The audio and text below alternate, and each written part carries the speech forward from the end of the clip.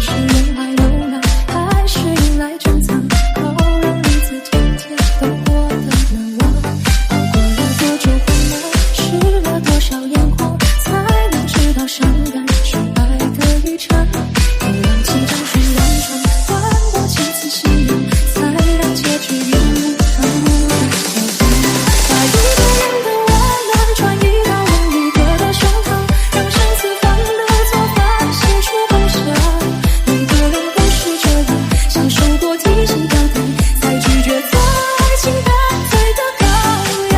回忆是抓不到的月光，握紧就变黑暗，让虚假的回忆消失寂寥，然后才时常流转，让所有业障被原谅。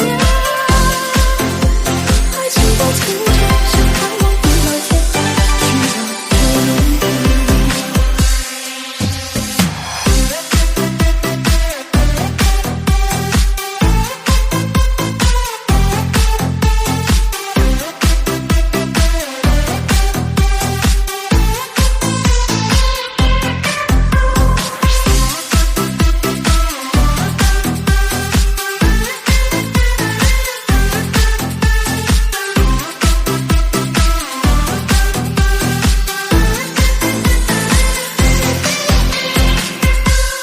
已经不能說穿，只敢苦你發端，這種姿態可會令你更心酸？留在汽車裏長遠，應該怎麼規勸？